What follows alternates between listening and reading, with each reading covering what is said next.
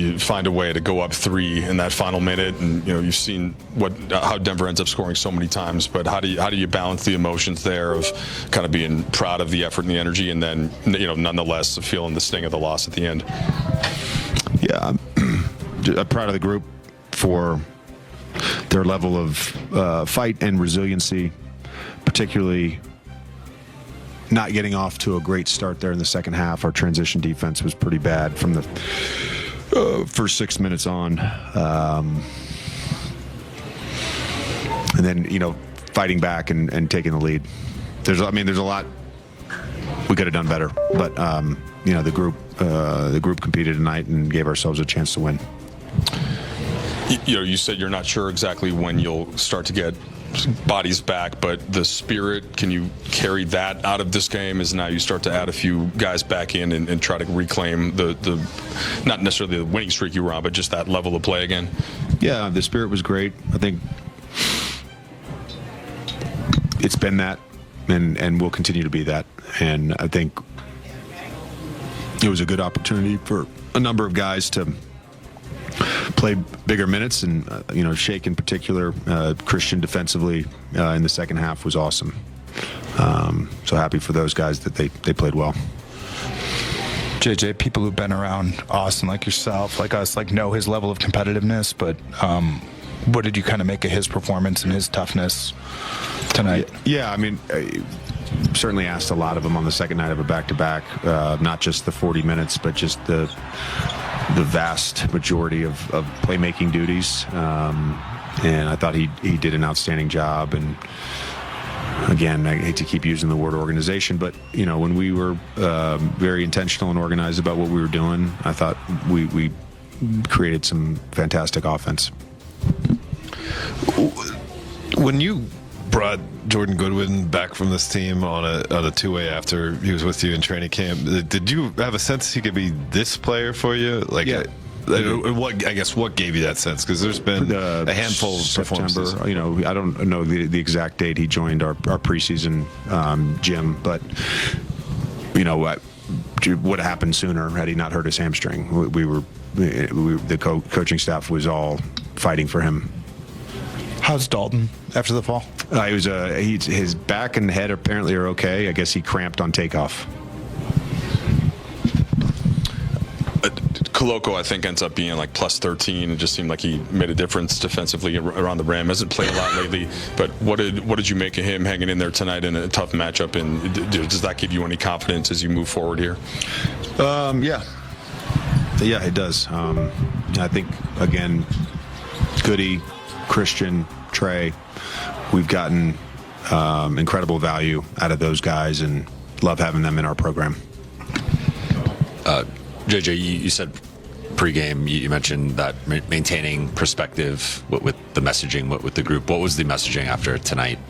Just that very, very proud of their fight and the way they started the game and the resiliency they showed to get back in the game. And there's I think the play that Jokic got the and one, I'll take some ownership of that, just because that was a short timeout, and I ran on the floor to check on DK, and then I ran back, and I didn't have time to really get us the right substitutions and matchups that I would have wanted. And that's not a knock on CK, but I just kind of put him in a tough spot, knowing that Jokic was going to go quick. And then last play, just no comment on that one. Shorthanded Lake. Welcome back to Access. Luka Doncic is out tonight, and as you can see, he is putting up big numbers in the last 7 games. 32 points, shooting 44% from the field to go along close to 8 boards and 8 assists. He's also had 5 or more turnovers in each of the last 7 games. JJ spoke about those struggles after the loss last night. Yeah, I don't know the exact PPP, but I know that we've been pretty good against the shock or the blitz, relative to some of the other coverages. So I think we've gotten good looks out of that, and some of the turnovers are out of that, but that's natural if you're going to get double teamed sometimes.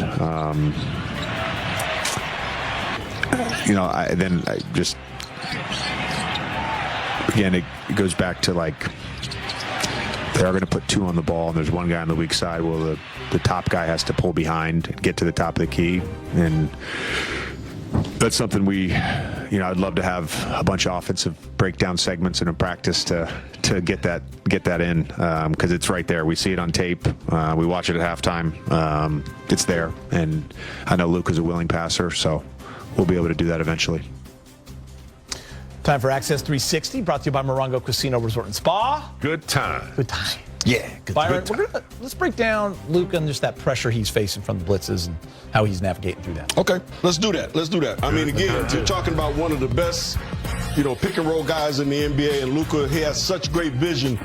But there's times, and JJ said this the other day, there's times where the team, the players, they have to help him out as much as possible. And this picker, first of all, we got a crowded side over here. Now you got to start coming up. He's got to start coming up there to give him vision.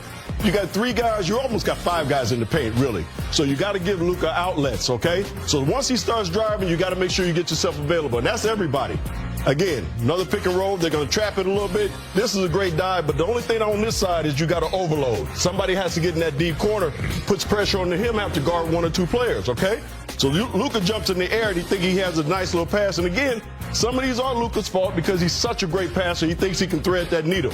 Again, another high pick and roll, which is a horn set. And anytime, again, you set this high pick and roll, they're looking to trap it with Luka right now. And you got to make yourself available. So Austin's all the way down here. You got to start coming up. Give him outlets, okay? And the spacing with Dalton, he has to get a little bit farther apart as well. Another high pick and roll. Jameson does a good job of setting it. Now he's got to dive. But again, you got too much of an overload over here. Austin has to get all the way down here. You should almost replace here. Bring my man Jordan all the way up. And now it's going to be a lot harder for him to get to that basketball. But like I said, a lot of these, like half and half. Some are Luka's fault, some are his teammates' fault for not making themselves available. So JJ hit it right on the head when you said that they got to help him as well. You got to get in his vision. He's such a great passer, and if you don't get in his vision, then he's going to try to make that home run pass, and sometimes that leads into a turnover.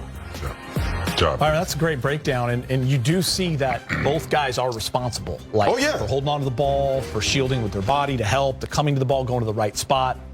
Yeah, like I said, you got to get yourself available when you got a great passer like Luka. And a lot of times when he comes off this pick and rolls, if you have a loaded side over here, that's hurting you because now you got 6 guys over there, okay? If you can vacate that corner, bring another guy up, and have another guy on the wing, once you make that pass out, it puts a lot of pressure on the defense to try to recover and get to shooters. Blitzes look a lot different, too, when out on the floor with him, LeBron James, Jackson Hayes on the dive, right? Those kind of things, guys he's used to playing with, even though it's only been 13 games, that kind of read the game with him. So that's a part of it as well. Absolutely. So, James, last 10 games, Luka averaging just under 30 points, right? He's 29.5, 9 rebounds, 8 assists, 38% from 3. That's in the last 10. So I know he said afterwards he's not there yet, but that he's getting close, and some of the mistakes, definitely his fault. He wants to get better. But he's getting there. Yeah. Oh, there's no doubt. He can put up 30 in his sleep, it seems like. There's no Especially with no LeBron in the game, right? There's no doubt that he's